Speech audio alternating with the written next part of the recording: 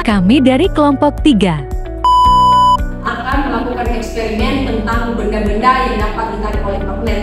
Saya, Arif Hidayeli, bersama dengan teman-teman saya. Saya Firman Irama. Saya Bagus Sakina Daraha. Saya Tika Putri Guru. Saya Nikita Nandalikom. Saya Daya Sega. Saya Rebecca Simarahir. Selamat menyaksikan. Benda-benda yang dapat ditarik dan tidak dapat ditarik oleh magnet. Kenapa ya uang logam Rp1.000 tertarik ke magnet? Karena uang logam Rp1.000 mengandung logam ferromagnetik seperti besi atau nikel.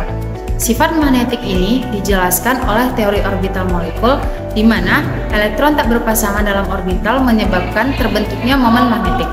Ketika logam didekatkan ke magnet, momen magnetik ini akan sejajar dengan medan magnet, sehingga logam tertarik ke magnet.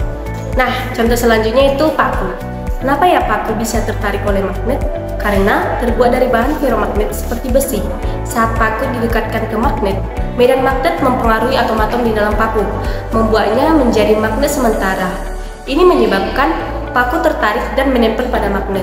Nah, hubungan antara paku yang tertarik oleh magnet dengan teori orbital molekul adalah bahwa elektron dalam orbital molekul paku, khususnya yang tidak berpasangan, berkontribusi pada sifat ferromagnetik.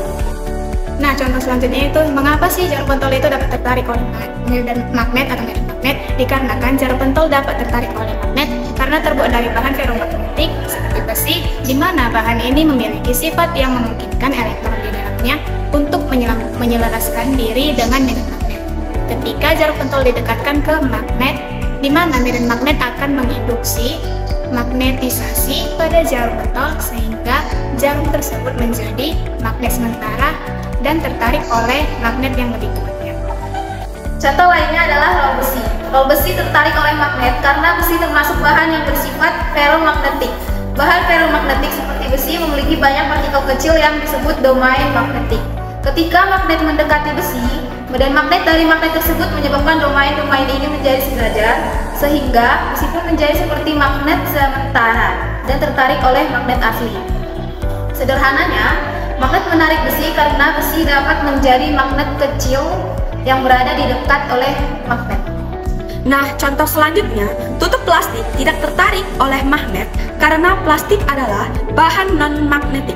Sifat magnetik suatu benda bergantung pada adanya partikel muatan seperti elektron yang dapat diatur secara sejajar di dalam material tersebut. Plastik terdiri dari molekul organik yang terbuat dari lantai karbon yang hidrogen yang tidak memiliki struktur atom atau elektron bebas yang dapat bereaksi terhadap medan magnet. Baik, contoh selanjutnya adalah kertas. Kertas tidak dapat ditarik oleh magnet karena sifat dasarnya yang bersifat diamagnetik. Ini berarti bahwa kertas tidak memiliki elektron yang tidak berpasangan yang dapat menghasilkan medan magnet untuk berinteraksi dengan magnet eksternal. Pada dasarnya, dalam bahan diamagnetik seperti kertas, semua elektron berpasangan sehingga tidak ada momen magnetik permanen yang bisa dipengaruhi oleh medan magnet luar. Nah, contoh terakhir yaitu karet. Kenapa ya karet tidak tertarik oleh magnet? Hal tersebut disebabkan oleh sifat kimia dan struktur molekulnya. Menurut teori molekul orbital, karet terdiri dari molekul-molekul yang memiliki ikatan kovalen antara atom-atom karbon dan hidrogen. Pada karet, molekul orbital yang terlibat dalam ikatan kovalen adalah orbital S dan T, yang tidak memiliki momen magnetik yang signifikan. Oleh karena itu, karet tidak memiliki sifat magnetik dan tidak dapat tertarik oleh magnet. Oke, sekarang masuk pada kesimpulan. Memahami teori orbital molekul dan hubungannya dengan sifat magnetik. Teori orbital molekul merupakan konsep dalam kimia yang membantu menjelaskan perilaku elektron dalam molekul. Teori ini didasarkan pada gagasan bahwa orbital atomik bergabung membentuk orbital molekuler yang bertanggung jawab atas interaksi ikatan dan anti-ikatan antara atom-atom dalam suatu molekul. Untuk memahami sifat magnetik suatu molekul, kita perlu menganalisis diagram orbital molekul dan konfigurasi elektronnya. Dalam diagram orbital molekul, tingkat energi orbital molekul direpresentasikan pada sumbu Y dan jumlah elektron dalam setiap orbital direpresentasikan pada sumbu X. Konfigurasi elektron suatu molekul adalah susunan elektron dalam orbital molekulnya.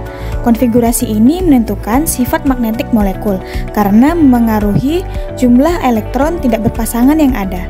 Elektron yang tidak berpasangan bertanggung jawab atas sifat magnetik suatu molekul. Ketika suatu molekul memiliki elektron yang tidak berpasangan, molekul tersebut dikatakan ferromagnetik. Artinya, molekul tersebut tertarik ke medan magnet.